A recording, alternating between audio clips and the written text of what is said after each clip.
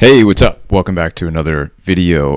In this video, we're going to talk about fitting a lot of people and characters and scenery and objects, just fitting a lot of things into a panel of comics and not making it look overly cluttered, and how to make it still look cool and all that. And when I think about that, I think about this guy named George Perez. Any long-term comic fans out there will probably know who he is. And I think he's known a lot for his fitting a lot of things onto a page. And I think he does it in a way that doesn't look overly cluttered, still looks really inviting and super clear. So before we talk about that in more depth, I wanted to mention off the bat, since we're talking about comic panels in this video, that I actually have a new online comic class available, and it's all about how to make an awesome looking comic panel. It's called Compose a Panel Like a Pro, and it's available on Skillshare right now, and I'm also selling it just individually on my Gumroad page. So I'll post those links down below if you're interested. It's a 20-minute class. It's pretty short and sweet, but hopefully to the point, and hopefully it's very clear and concise, and perhaps gives you some ideas about how to approach a comic panel for the comics that you make, and how to compose one like a pro. I use a lot of examples from other artists. So I use some examples from my own work, but I also use a lot of like much more known famous comic book artists. And so hopefully just for the visual inspiration alone, hopefully it kind of gets your wheels turning. If you like any of these videos that I do that focus on storytelling and just how to make comics and deconstructing and dissecting comics, it's pretty much like a longer version of some of my YouTube videos. So if you're interested in it, I'll link it down below. Like I said, it's on Skillshare. If you don't have a Skillshare membership or subscription, then you can't watch it. So it's one of those things. I mean, if you don't want to sign up for a Skillshare, I totally understand. If you were interested or curious about Skillshare, I will say that I have a Skillshare myself, and you get access to just like a ton of classes in anything. I mean, there are, comic making, illustration classes, but there's also like design and animation, and I don't know, if you want to like learn how to sculpt or do whatever, it's pretty great. So if you're interested in signing up, you get my class, but you also get a ton of other, like thousands of other classes. And I also have like 4 other classes up on Skillshare as well, inking and other comic related stuff. So but if you just want to check out this class, then like I said, I have it for sale just individually on my Gumroad page, and you could just buy the class. It's $5. Yeah, hopefully you check it out. Hopefully you like it. If you do watch it and take the class, I'd love to hear from you and hear what you think, because I definitely want to make more of these. I talk a lot about art education nowadays being way too overpriced and art school being almost irrelevant in many ways. So outside of offering these kinds of videos on YouTube for free, I would like to make stuff that's a little bit more in-depth and involved, and obviously price it at something that is like, a fraction of a fraction of a fraction of a fraction of art school. So anyway, let's talk about what we're going to talk about in this video, which is how to fit a whole bunch of stuff into a panel. It's one of the harder things to do, especially when you're first starting out, because a comic page it's almost like one illustration altogether, but then it's broken up into all these little mini illustrations, which we call panels. And I think it could be intimidating for someone to draw not only just one full figure in a panel with like a little bit of a hint of a background, but several figures interacting with one another, a full background environment that's very clear, with enough room for word bubbles and narration boxes and sound effects and all that kind of stuff. It seems almost, sometimes when you're first starting out, I know I felt as though it almost seemed like impossible. Like, how does this work? But like anything else, I like to go back a little bit further than some of the people doing it today. Obviously, there's incredible artists out there making all this stuff work really well today, but it's great for me sometimes just to go back and see like who did it in the past really, really well, and how can I learn from them. And when I think, like I mentioned earlier, when I think about someone who's able to fit a lot of stuff on a page, it's George Perez, who, if you're not familiar, famous like Marvel DC guy, Avengers, Justice League, stuff like that, team books specifically, I guess because he's so good at drawing a whole bunch of people. One of the things that I noticed looking at some of these pages is that there seems to be a little bit of a formula. It seems like he gives you that shot of a whole bunch of characters together in one particular panel, or perhaps in like half a splash page or something like that. And then the other panels are a lot of those same characters, if not all of them, but they're cropped in a more convenient way for the artist. So he might draw only one or two full bodies, and then the rest of that crowd is cropped very strategically.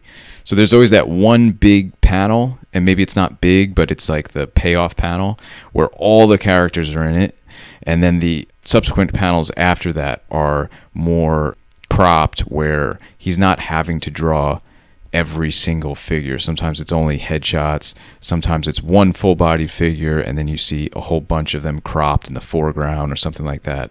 So that's kind of a way around it, in the way that he's able to establish on a page that there might be 7, 8, 9 characters in this scene.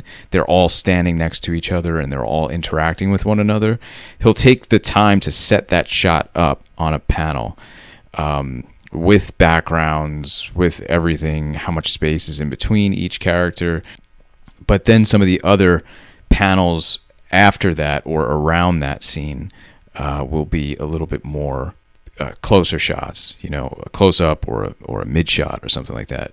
He's really good at panning the camera out and showing the whole scene, really giving the reader a sense of exactly where they are. If they're in the middle of a street in Manhattan and it's just busy, busy, busy, and there's so many people and there's so many buildings, he's going to draw everything because he wants you to know what time of day, the location, how people are dressed, which indicates the weather. There might even be like some snow on the ground, whatever it might be. It's super impressive. So you could tell that he enjoys drawing stuff like that. But if he were to do that in every single panel on a page, it would start to feel redundant, and it wouldn't be as inviting for the reader because everything would be way too much of a wide shot. So then he zooms in and he takes you in on some of the closer detail, and in doing that, he's not having to draw full bodies in every single panel. One of the other things that this made me think about when I was looking at his work is that this particular run on the Avengers was from like the late 90s, but at this point he had already been working in the industry for years. I think he started in like the 70s. And so, as you can imagine, this is way before like digital software and drawing comics digitally. So he was drawing this traditionally, and I think that lends itself to some of this. One of the things I noticed when I switched to drawing digitally was that you have this ability to just zoom in so close. And I think for a comic artist, it's very tempting to say, I'm going to zoom in really close to this particular panel, and then even within that panel, zoom really deep into it, and then I could get all this detail on these like smaller figures and all that kind of stuff. But I think that tends to work against us sometimes because we're forgetting everything around it, like how all those little tiny characters relate to, the edges of that panel, for instance, and then how the edges of those panels relate to the edge of the page. So when you're working traditionally, you always have the whole scope of the page itself laid out in front of you. Then you could move your head closer and your eyes closer to the spot that you want to, get detailed in on, but you're never losing sight of the whole canvas itself. And I think that's really important because ultimately comics are about each panel, but it's how each panel blends into the next. So again, I think even for a guy like George Perez, I feel like that approach might have lent itself to his ability to see the whole page in a way where he was able to fit all this kind of stuff, but have that rhythm stay in place of, yeah, I'm going to put a ton of people in this shot. I'm going to put a ton of people, in each panel, but I'm going to do it in a way that's pleasing to the eye. Speaking of how things relate to one another, one of his really strong abilities is also in these shots where he's got all these people, next to one another. He has such a strong understanding of anatomy, specifically like superhero anatomy. So he's able to put these characters, each character, into their own individual pose, which expresses their own individual characteristics. He also like pits different sizes of people next to each other, and also people next to other sizes of objects. So he's playing with scale a lot, and that's one of the things that I talk about in this new class that I made, which is when you're setting up a shot, one of the things that will work in your benefit, especially in terms of like creating worlds and creating believable environments, even if it's like superhero stuff or fantasy stuff, you want the reader to feel like they're really in that world. And one of the ways to do that is to put your characters in that world. So he's playing with scale so much in such a great way, not only with the characters next to different objects in their environment, but also different characters next to one another. It seems as though he's oftentimes very smart at not placing a character like Hawkeye and Captain America like right next to each other all the time, because they're built very similarly. They're the same height, the same kind of frame. But he'll put someone like Thor next to Scarlet Witch, or kind of vary it up a little bit, so that when you have a shot like that with all those people in the shot, it doesn't just look like a bunch of mannequins or stand-ins and then he just puts different costumes on them. It really feels like each one of these characters has their own identity and has their own personality, and you really get a sense of scale between each character, as well as then between the characters and the environment that they sit in. And lastly, just looking through his stuff, again, I mentioned this in the class too, which is the idea of negative space. We can't forget that creating a comic page and creating a comic panel is really no different than creating just a standalone illustration or a painting or setting up a shot for a photograph or a film. You want to incorporate some of those fundamentals, and one of those fundamentals is the use of negative space. Having space around a scene or around a figure that is there to let the action of the panel or the action of the scene almost breathe a little bit.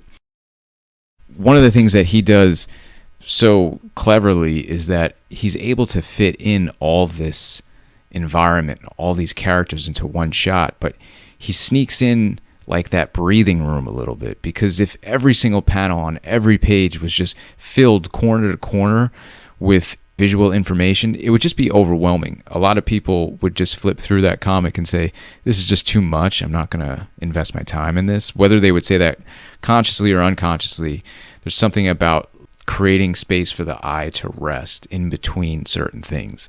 It just makes it a much more pleasant experience to look at, and then I feel like it invites the reader much more to want to read that stuff. So yeah, he's really good at incorporating, even in some of the busiest scenes, some breathing room, some space. It leaves room also for like word bubbles and sound effects, but like I said, more importantly, it creates a certain kind of space for the viewer to kind of rest their eyes. And also, that negative space can be used cleverly too to direct the reader's eye as well. So you could have a very well thought out piece of negative space that points the reader's eye to the specific action that you want them to see in that particular panel, or helps move the reader's eye from panel to panel throughout the page. So it's a device that can and should be used for aesthetic reasons, but also it can be used in a comic book way for storytelling reasons as well. So yeah, just looking at George Perez's stuff, these are some of the things that I'm noticing, trying to like dissect some of his ability here, and hopefully try to apply it to some of my own work. So this is me just kind of like figuring stuff out. Hopefully some of this was interesting to you. I'd love to hear some of your thoughts as well, if you want to leave them in the comments below. Otherwise, let me know what you think of this, if you have any questions or any other kind of comments.